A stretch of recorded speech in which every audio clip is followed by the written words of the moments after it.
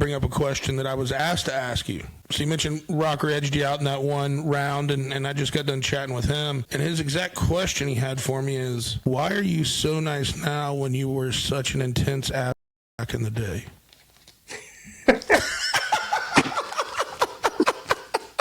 He started laughing after he said that. He's like, no, man. He's like, Chad, like, you know my style. He's like, I'm go with the flow. Like, I'm out there trying to get everybody pumped up. He's like, dude, and you look at Tim. He's like, he's just nothing but like sheer intensity before he gets on that horse. He's just kind of dialed in, and he's looking at me and my antics like, get out of here, kid. Oh, man. I mean, the answer to that for me is simple. People have their own way of doing it. But like the one thing that you'll see in like a bareback rider specifically is like once guys start like going to the chutes, you start seeing guys flip that switch. And when they flip it, you're seeing the most primal instinct of that human being. I was always taught growing up, like, this is a fight, this is war, and you can die doing this. Yep. You can die doing this. And like, I go to that place. Like, you want to kill me? I'll kill you first. Like, it's kill or be killed. Like, that's just my mentality when I climb into that buck and shoot. Like, it's kill or be killed. And like, that's where my mind goes, and like my emotions flow to that. You know, I wear my emotion. Like when I watch stuff back, like I don't hide emotion either. Like I don't put a fake smile on. If I didn't like how that goes, you're gonna read that on my face. If I really liked how that goes, you're gonna see that celebration in the arena. Like I don't hold my emotions back. I just I love that guy. That when my primal instinct comes out, I love that guy. That guy's a killer. That guy's a winner. That's all he wants to do. Is go everything that's been done in the dark is now coming to the light. And that's who that guy is. I grew up the traditional way. Like I got on sheep and I got on calves and I got on bulls and I rode bulls all through high school. And I didn't find bareback riding until I was 18. When I found it, I was halfway through my senior year. And I was at the Three Hills Buck Out. I was getting on bulls, and they're buying like the top 5 people in each rough stock. They'd buy their permit and pay their entry fees at all the rodeos all summer. And I was like, this couldn't be any better. Like, I'll get my bull riding permit bought. I'm starting to realize later on, but like looking back, I was more of a bull getter honor than a bull rider. A bull getter honor.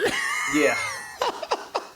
Man, it was just like God spoke to me. He goes, you should get on a bareback horse. I get on one horse, and the first 2 jumps happen, and this sucker throws me over his head onto the fence and then like stomps me underneath the fence. It was like a pickle hitting a window and sliding down. And then he just sat there and stomped at me. And they're like, you want to do that again? And I was like, I'll do it one more time. If that happens again, I'm never getting on another one. Well, I rode the next one. I was like, well, that could have been a fluke. Let's try this again. I rode the 3rd one. So at the end of the weekend, Dave Moorhead, he buys my permit in the bull riding and the bareback riding. How did you change that training? I just started training pretty much. You know, like I didn't really realize that I had to be an athlete to be a rodeo athlete. Like I just didn't. It just never really occurred to me. Like I've never seen all these guys that I'm watching on TV. I've never seen them work out. I see a lot of them in the beer tent.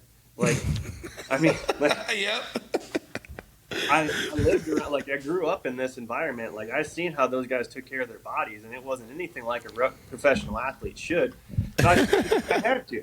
That's where it changed for me. Like it hit me in that moment. Like this is my edge. I'll just outwork everybody. From that day on, like I came into the next finals 15 pounds heavier of athletic muscle. And like I went from 145 to 160. It was just training everything. Like you have to be an all-around explosive athlete. Because now everyone's kind of figured this out. Now you don't see anybody in the top 40 that's not working out fully. The game has completely changed. Now like there's not a lot of rodeo cowboys out there. There's a lot of rodeo athletes. Please tell me there's never been any discussion in rodeo at all about replay. Oh my God, replay. They did it at Houston. Really? For all the judges listening to this, I'm sorry, but you got it so wrong. Like you got the first call wrong on Tanner Ross, and then he hit the replay. Or you guys hit your own replay on it because you thought it was wrong, and the replay guy got it wrong. It cost him, at minimum, it cost him second place in the end. That was $20,000. But like, man, like replay is so tough. Like our rules in our game are done on a split-second decision. Now, I say this about judging. I had to judge a rodeo one time and just the bareback riding. I'll never talk bad on a judge again. The viewpoint from what I see on the back of the chutes and what I see like on live TV, I can be within a half point to a point of how they score the total ride. When I did that on the ground, I screwed everything up. I mean, I didn't know what I was doing. I didn't know how I was going to mark it. I was getting too close. I was getting too far away. The horse would circle away from me. I couldn't see half the ride. Like, if that is a different game, God bless you men that are doing it, because I don't want to do it, and I ain't going to talk bad about you guys doing it anymore and how you do it. The one thing I read about you in the research that I really, really appreciated, because it is one of my favorites, is you're a big fan of the movie Semi-Pro, Will Ferrell. What a great movie. Dude, Jackie Moon. Everybody love everybody. Everybody love everybody, old boy. 13 more hours to go. That is one of the movies Micaiah, like speak English. Corn dogs, Jackie, corn dogs. the bear. I mean, dude, that is just such a good movie, because it reminds me too of just like how corny minor league sports were back in the day and the shit that they would have to do to try to survive. Like, but Will Ferrell is just ridiculously funny, and I feel like that is one of those, like, everybody talks about Talladega Nights and this and that, but like Semi-Pro is like that sleepy cult, like funniest movie. Underrated comedy out there, that because like he went on that run with Talladega Nights. Yes. Everything that he just hit right there in a 4-year span. No one called anybody a JT. Like, there's so many one-liners in that. Me and my buddies quote him all the time. When I saw that, I was like, I cannot go through this conversation without giving props.